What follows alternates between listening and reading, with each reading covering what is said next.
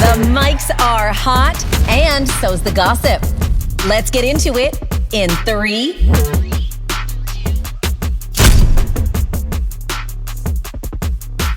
Welcome to In 3. I am Danielle Graham. And I'm Caleigh, and welcome back. We are so excited. If I tell you, we have literally been giggling and being so excited to come back to you for another week of conversations.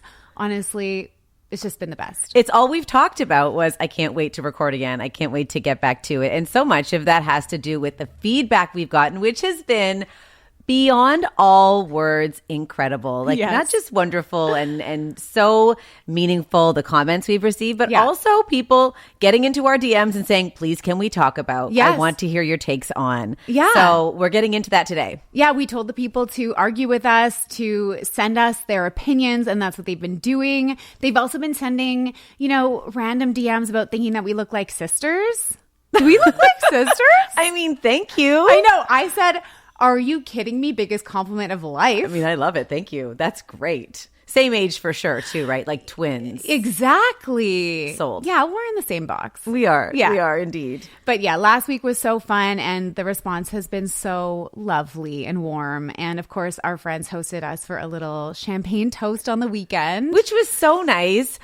Nothing makes me more uncomfortable than being celebrated. Yeah. You know that is a deep discomfort. I was looking at you and you were like, you were like, okay, this needs, like, you felt the love, and then also, can this please be over? Yes. And the friends who did that for us, we love you so much. They know that about me too. So everyone was enjoying me going, oh my gosh, I love you so much. Please, can we talk about something else for a minute? Yeah. But honestly, Dee, it's your time to be celebrated. I'm happy to be on this couch with you, but I think, our group and the people who've been with you for the last few years are just really, we just got your back, and they're just, underneath us, raising us up, and it's your turn. It's your turn to have some fun and to be celebrated, and to be sitting with you through that is an honor. Are you doing the thing that I don't like? Sorry. I'm about to.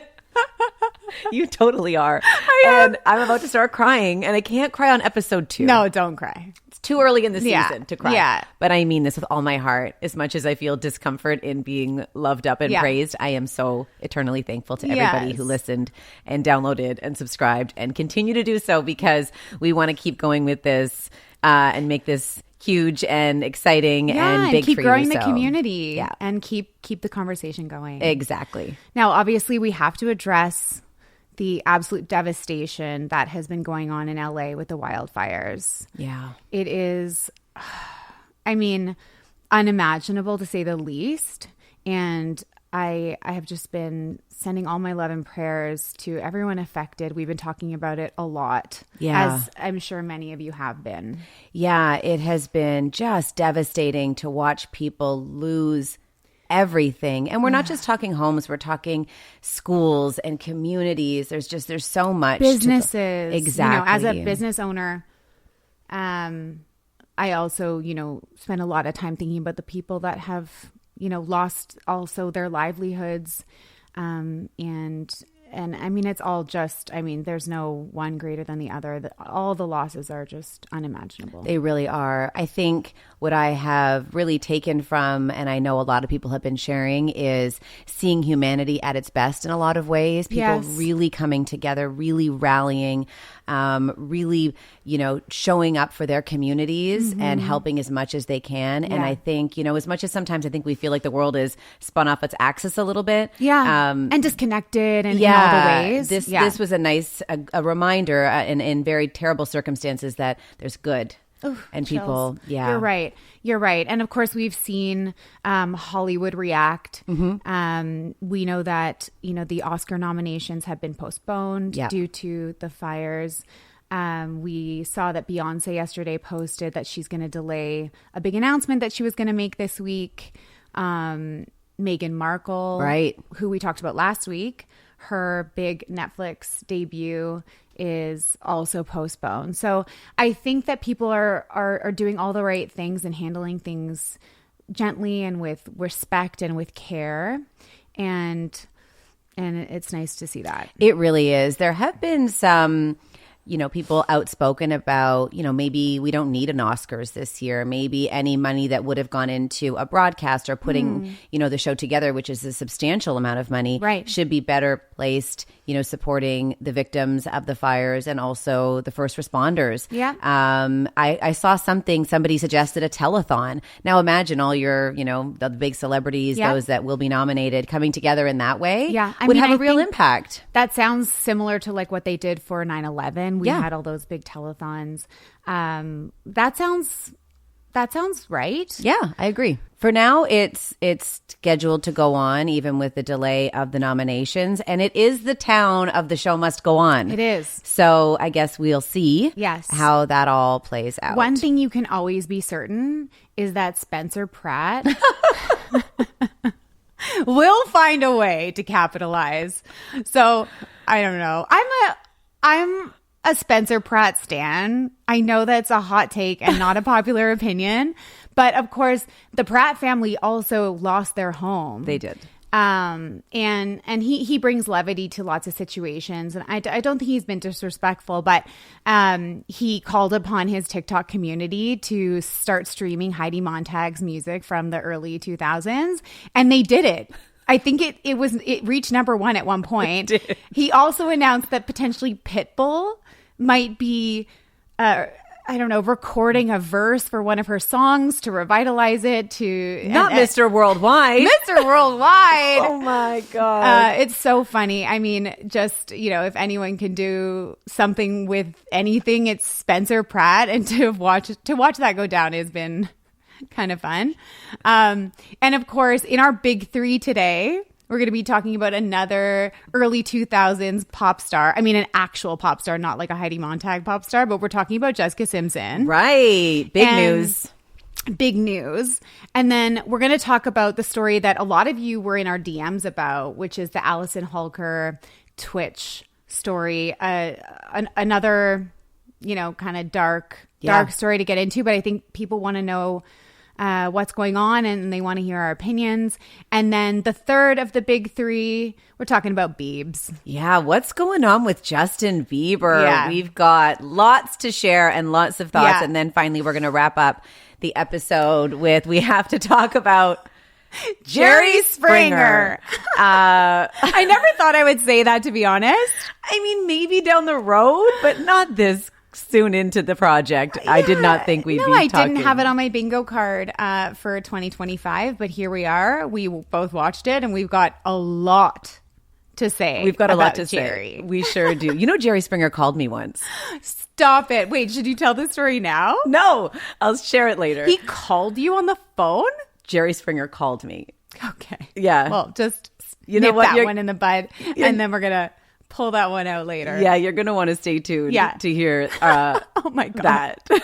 I may even try and do it in the voice of Jerry Springer, if you're lucky. What? Anyway. An impression. An impression. Not really my thing, but I could give you the cadence of the voicemail that Jerry Springer left me. That's all I'm going to say for now. In our 20 years of friendship, though, I legitimately have never heard you speak in an accent or attempt any kind of impression. So I'm maybe I've set myself up. I'm anxiously awaiting this one.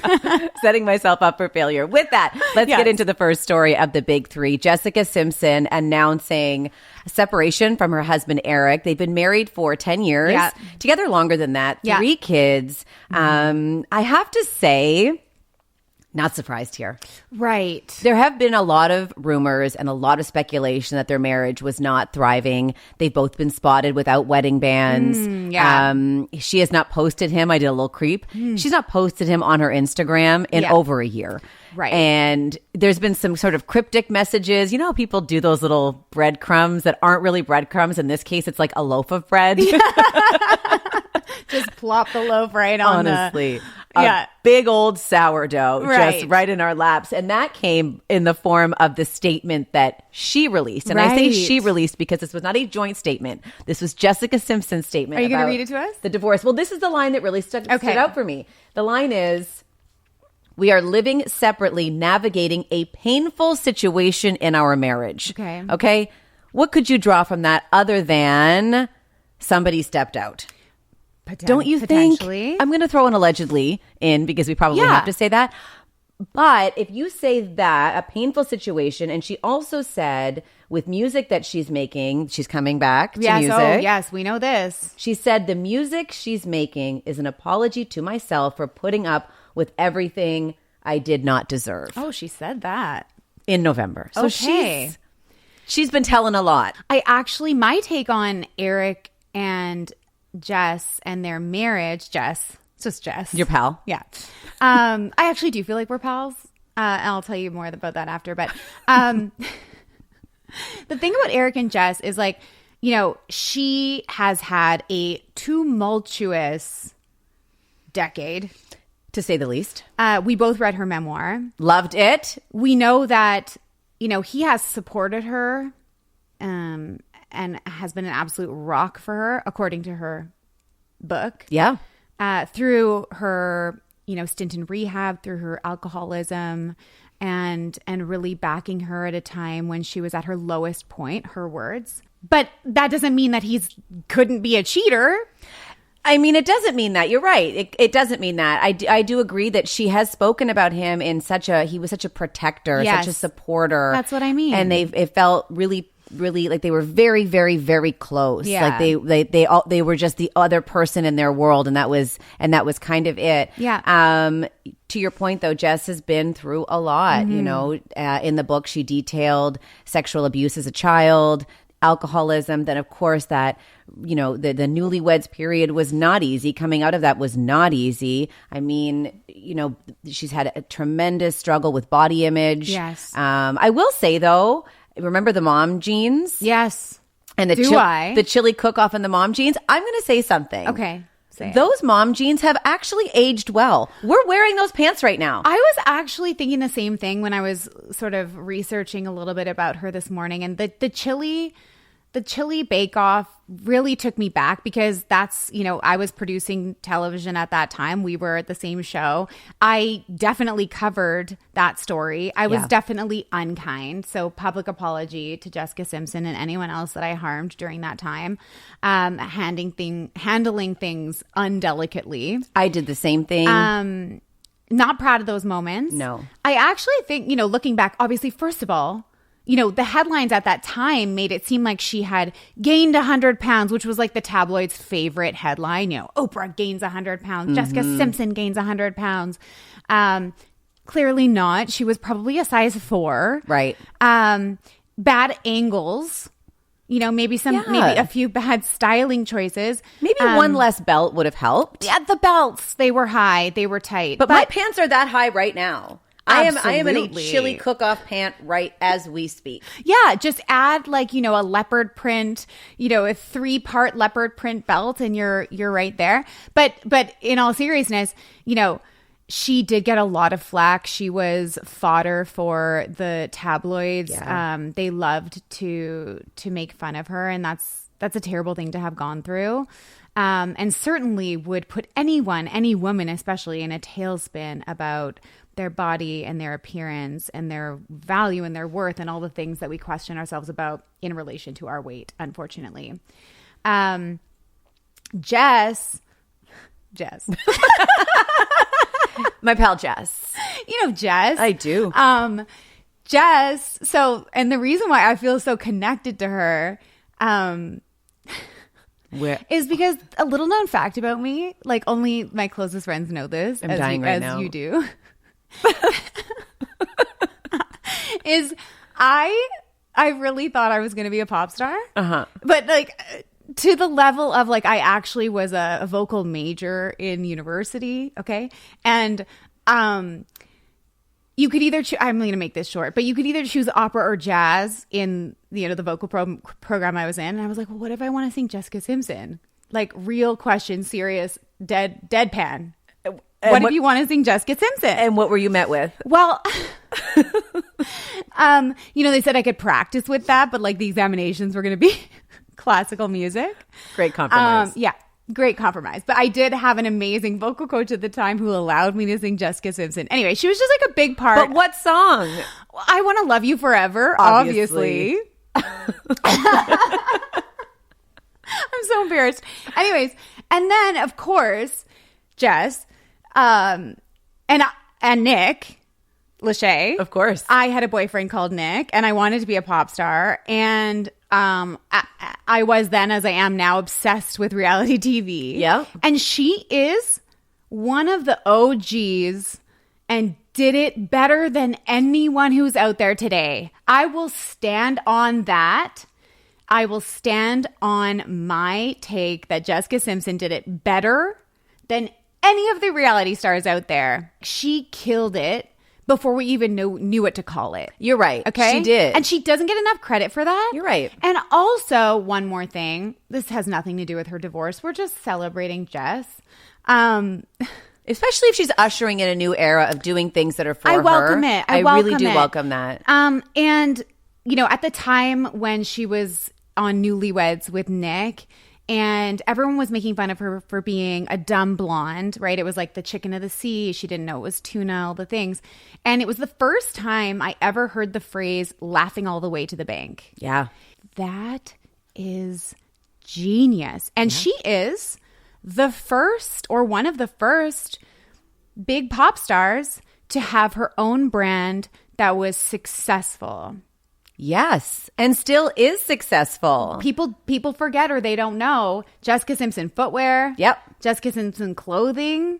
Jessica Simpson perfume. She has a whole empire. Jessica Simpson's net worth is apparently $200 million. So Jessica Simpson, you're exactly right, is laughing all the way to the bank. And I love that for her. And what she did with the unfortunate chili cook-off pant. Yeah. What that did is it gave her the idea to expand her clothing line into inclusive sizing. No way. Yeah, so it was a moment. It was an aha moment. She was like, well, look at this. Oh my God. If she's coming out with new music, like she's been teasing that a lot and then never kind of came through. But I feel like this time with this big life change with the separation and all the breadcrumbing she's doing about what the album stands for and this big apology to herself. And everybody knows that the best albums come from breakups.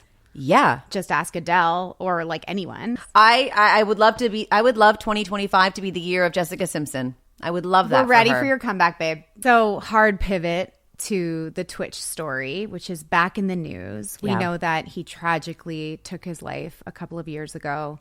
Twitch was a professional dancer that really stole our hearts in So You Think You Can Dance. Mm-hmm. And then he became Ellen's DJ on her show. And he was such a light. Like I really loved his energy before I knew him.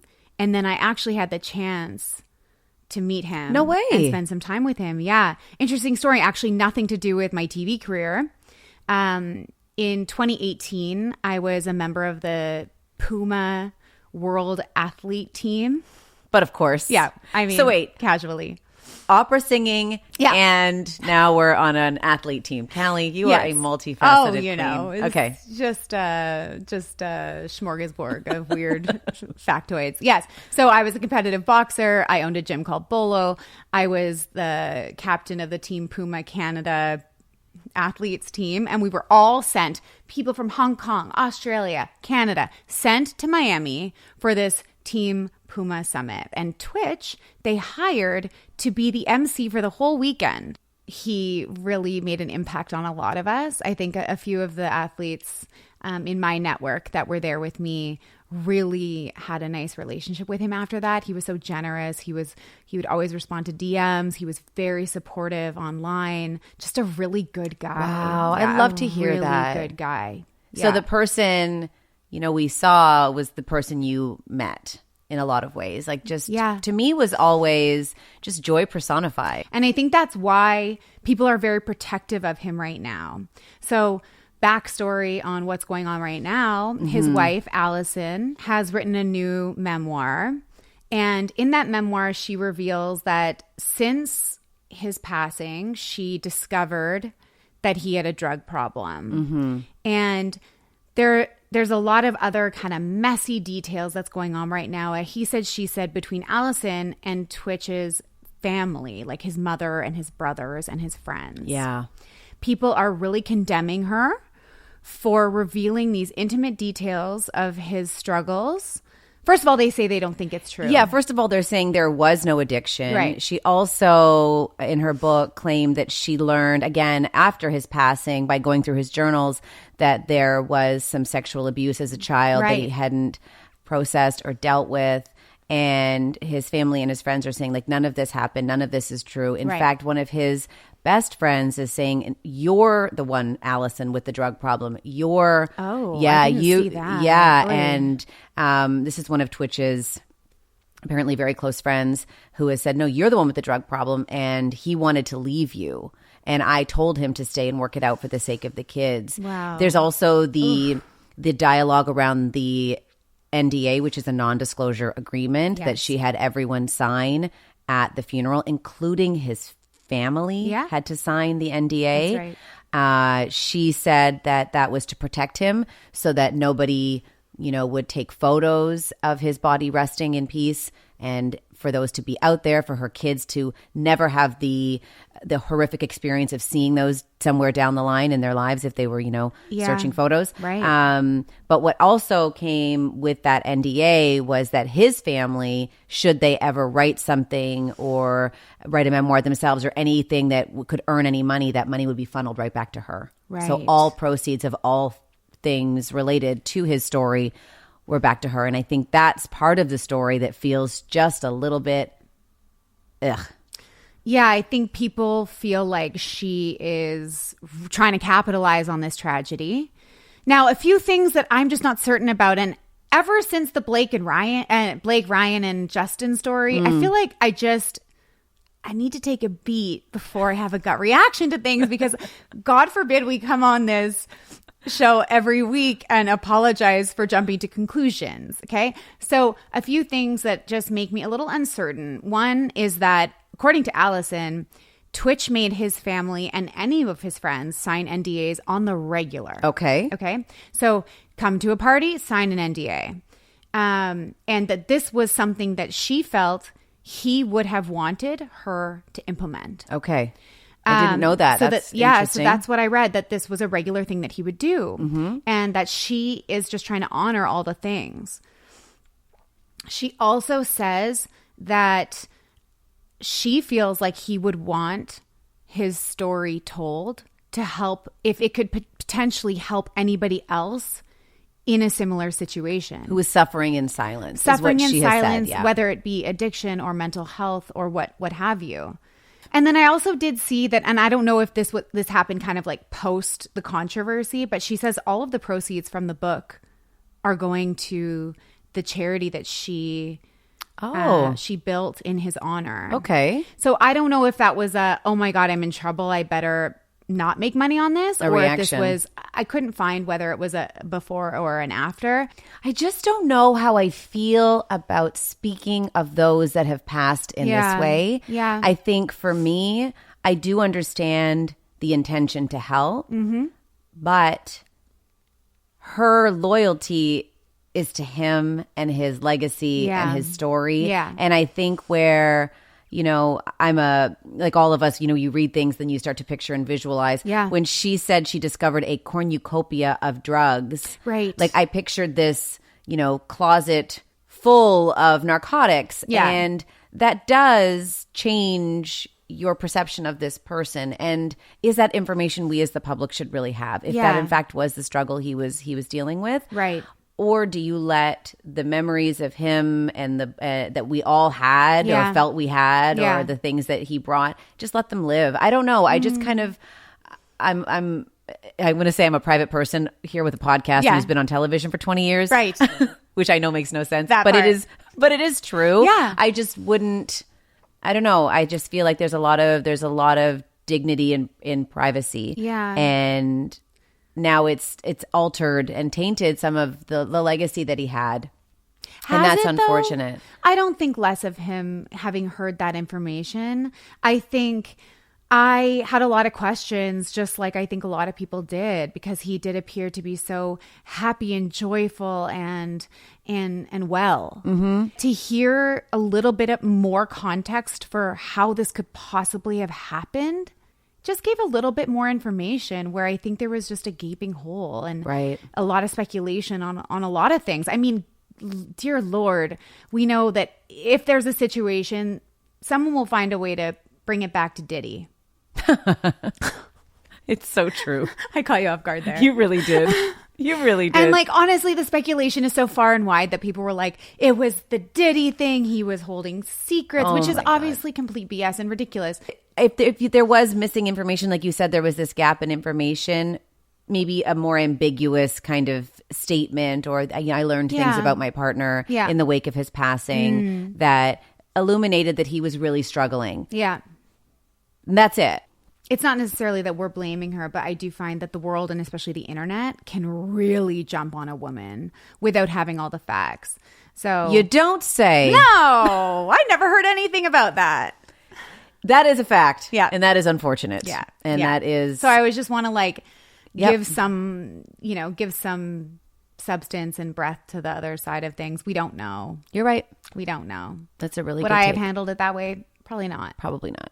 Shall we move on to the third story Yes. of the big three? Yes. What is going on with Justin Bieber? This is a question I have been asking myself for some time now. And we've been asking each other what's been going on. Yeah, what is going on with JB and the unfollow and block streak he has been on? Should we break down who Justin Bieber has blocked and or unfollowed on Instagram? Yeah, so this is the latest among a lot of chatter about him in general, about his marriage, about other things. But yeah, the most recent story is that the first thing he did was block Scooter Braun. Who then deactivated his account. Which, like, I think if he had just blocked Scooter, the story might have ended there. But then Scooter goes and completely wipes his entire account.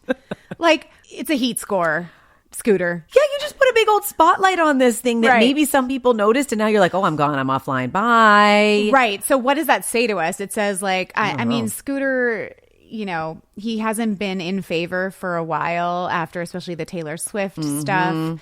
And Justin and Scooter had actually professionally cut ties back in 2023, and then Scooter's entire roster, including Ariana Grande, including the Black Eyed Peas, including Demi Lovato, mass exodus last year. Mass exodus. Big time. Yeah.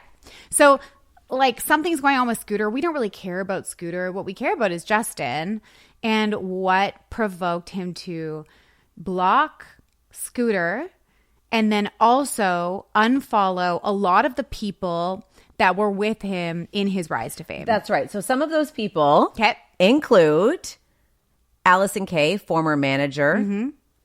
Ryan Good, we've heard that name, you know, surrounding Justin Bieber from the time he was coming up with Baby Baby. Yeah. And he was the creative director of Drew House. Kenny Hamilton. Sorry, that's the person I'm thinking of. Kenny Hamilton, longtime bodyguard by Kenny. The one that shocked me the most, who Justin Bieber no longer follows, but this person follows Justin Bieber.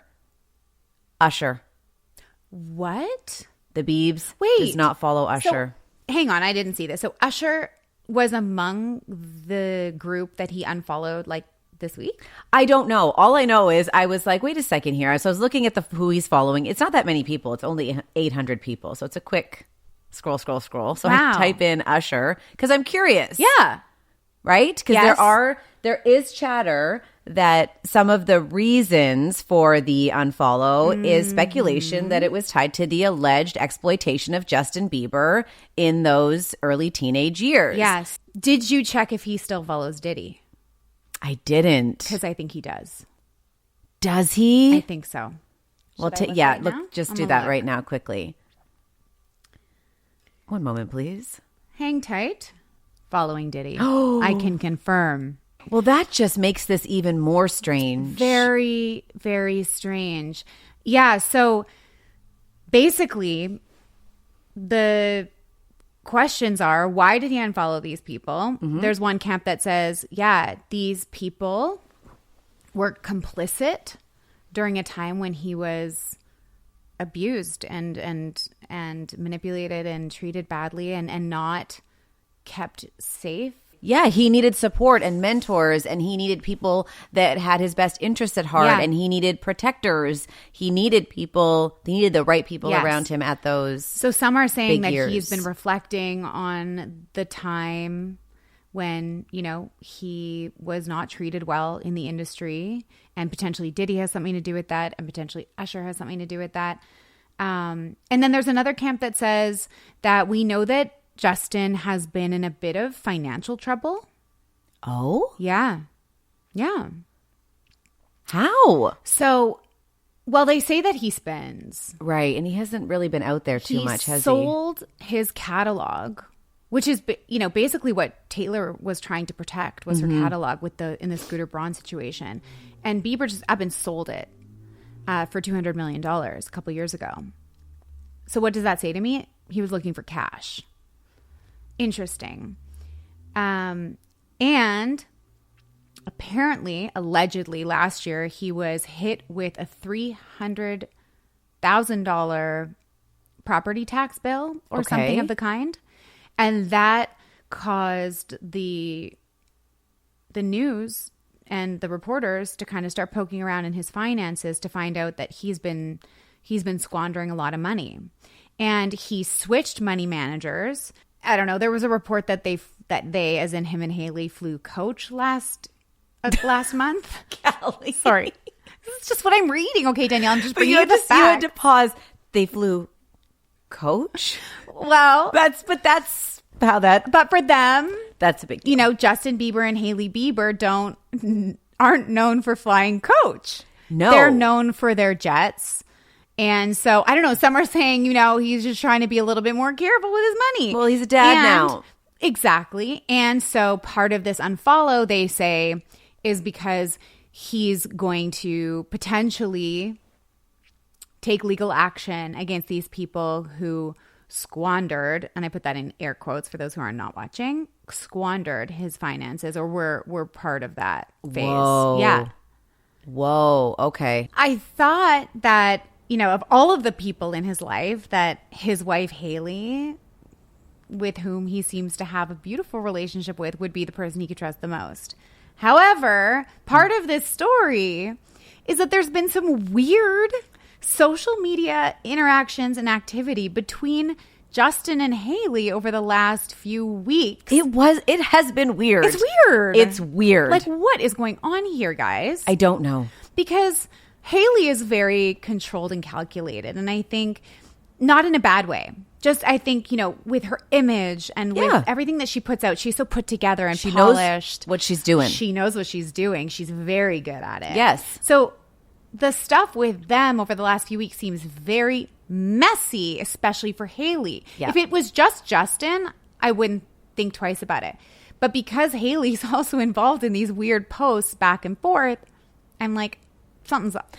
It did seem like there was these weird back and forth Instagram stories. It did seem like they were talking to each other or fighting with each other over Instagram stories with different songs and different lyrics. Yeah.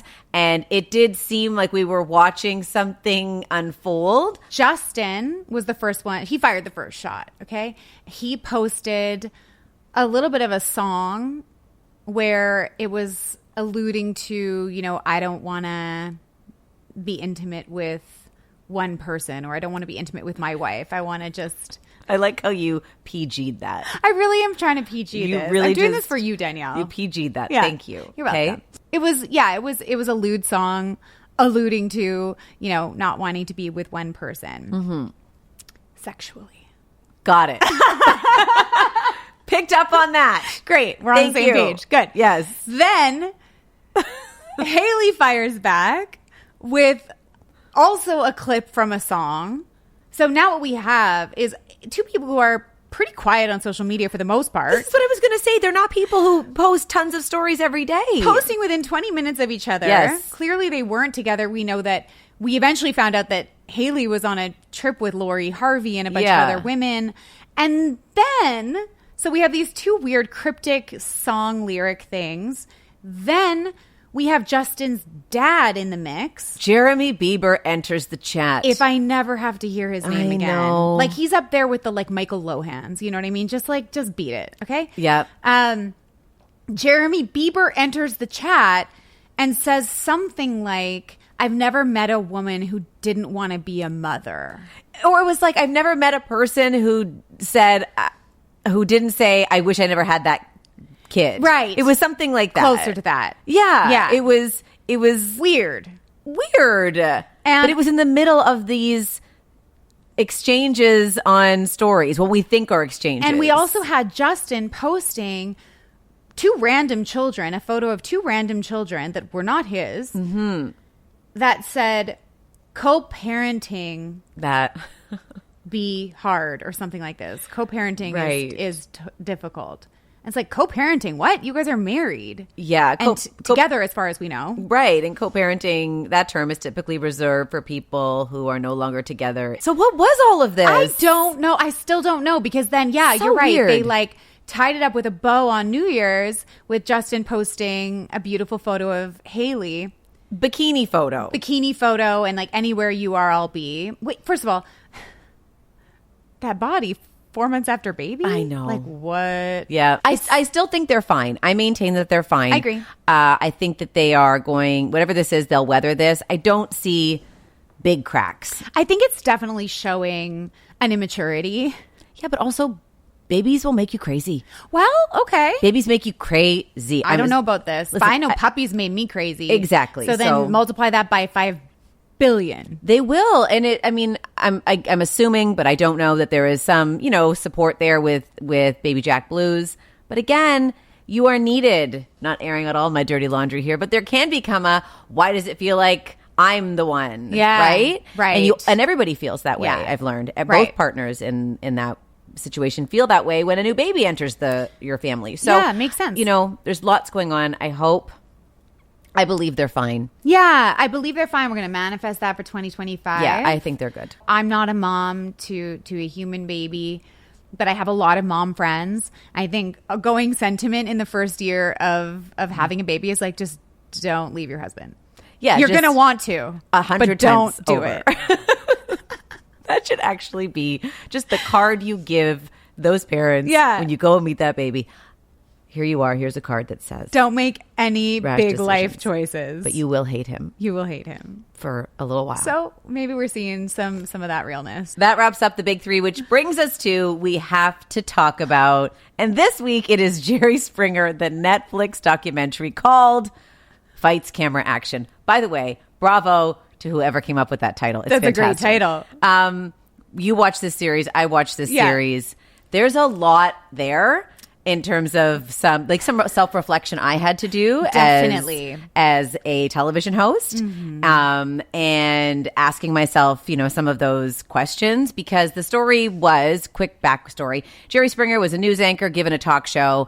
How did that happen also? Also, they kind of just glazed over that. They really glazed over that. They were like, no one knew him, but he got a show. He got a talk show, but it was on at 2 a.m, and in order to get better ratings, they decided to make this thing the wildest. A circus. Yeah. He described it as a circus without the lion or tiger or something.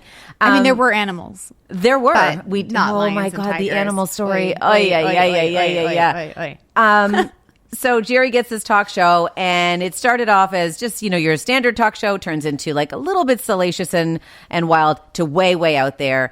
Like marrying a Shetland pony was one of the stories that was in the documentary. Correct. Right? He's going along with this as it's happening. Yes. And where I started asking myself questions, I was like, so in the 90s, the talk show was the thing. That was peak talk show. That was like Jenny Jones, Ricky Lake, Maury. It was Sally Montel. Jesse Raphael. Oprah, obviously. Who Jerry beat in the ratings at one point, which is wild. Shame on the world. Shame on the world. Anyway, I was asking myself, so if the talk show was the goal in the 90s, which I think it was, would I have gone along with this? Right. And what'd you come up with? I came up with, I would have gone along with it at the start, I think. Yeah. Been like, okay. Yeah. But then when things got into, we're marrying a Shetland pony and people are literally beating the living crap out of each other on this show, I can't do this anymore. Yes. And where the producers, who we heard from quite a lot on this show, they kept saying Jerry's such a great guy, and Jerry's such a great guy. And then we cut to Jerry, R.I.P. by the way. Don't want to speak ill of the dead. Sure. The man passed away. Jerry kept saying, oh, it's just a television show. It's nothing, it's nothing. We're not to blame for any of the things that happen. Yeah. It's just a show. And then I was like, no, you're wrong, actually. You're wrong. You had a lot to do with this. Yeah. You fed this. You amped these people Absolutely. up. Pre-show, you got them so hyped up to attack one another, and then you left these people with no supports after the fact. Right. They were like, that's not our responsibility. No. So these people are fighting it out, and then they go home, and there was a murder. Yes. And it did. I mean, watching back, because I watched that show in real time back then. Yeah. I can't believe we did that. I can't believe we consumed that. Now, having said that, as I was watching this, and they eventually addressed it later, but as I was watching this on the treadmill, I was taking notes on my notes app because I was like, holy shit, Jerry was the original Housewives. You're not No, wrong. I'm watching it. I'm like, you don't know, D, because you didn't watch it, but there have been physical attacks at reunions. There's been table flipping. There's been glass throwing. Even on the Atlanta Housewives, someone took a glass, smashed it on the table, and stabbed someone in the head. With a shank of a piece of glass? Yeah. Jerry walked so that Andy Cohen could run. Ah. And I love Andy. I know you do.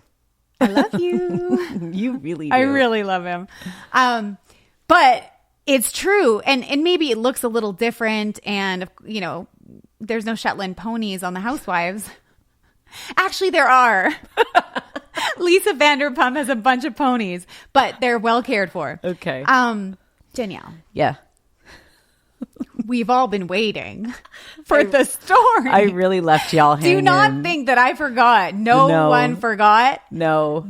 That you owe us a story. So I will give you the floor, my dear. Thank you so much. Oh, yes. And if you've made it this far, it's going to be worth it. It's going to be worth it. So in and around 2001, 2002, I was working at The Hit List. Wow. Shout out YTV. We were in London interviewing a group there. And after the interview, I had a co-host at the time. The group, the band, took my co-host and I to this private club in London.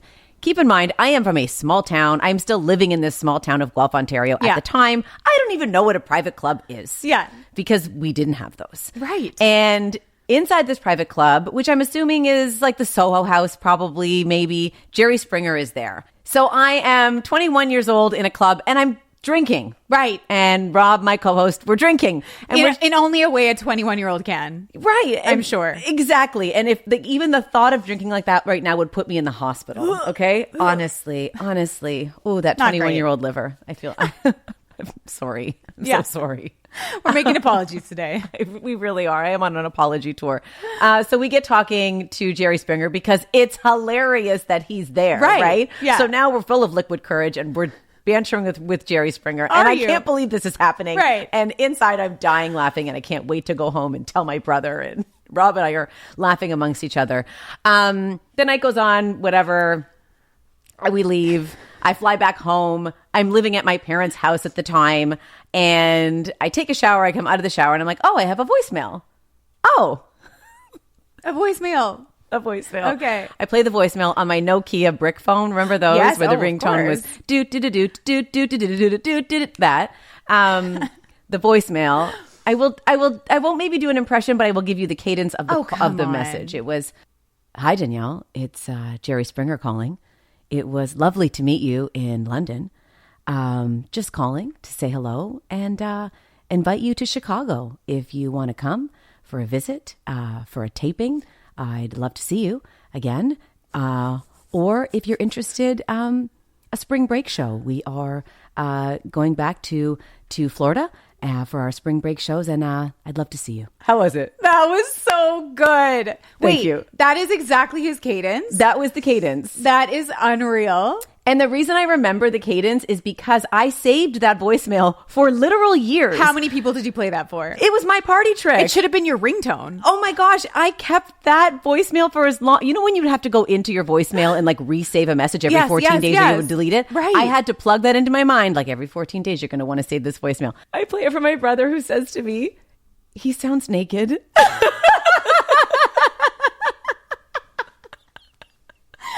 thinking a towel, maybe. You know, like that weird old man towel, like tuck. Christopher said naked. Now, the question is, how did Jerry Springer get my phone number?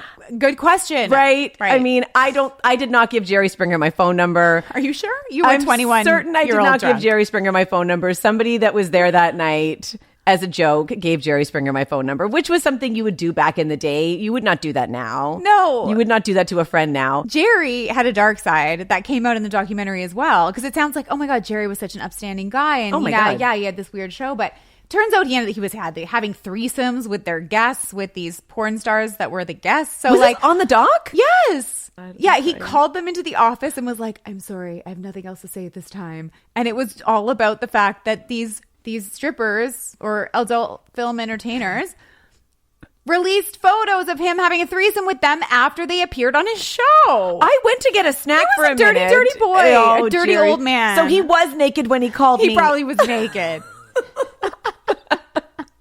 Well, that is funny. With that, let's wrap up this episode of In 3. Oh, I've had the best time. My face literally hurts. Another fun one. Danielle, I adore you. As always, the best time on this couch with you. Thank you so much for all your amazingness that is you. And thank you, everybody, for listening. And, of course, follow, subscribe, download, and do all those things to help your girls. We stopped filming before the garbage truck came, and that is a big win. So have an amazing week, everybody. We'll see you next week. We love you.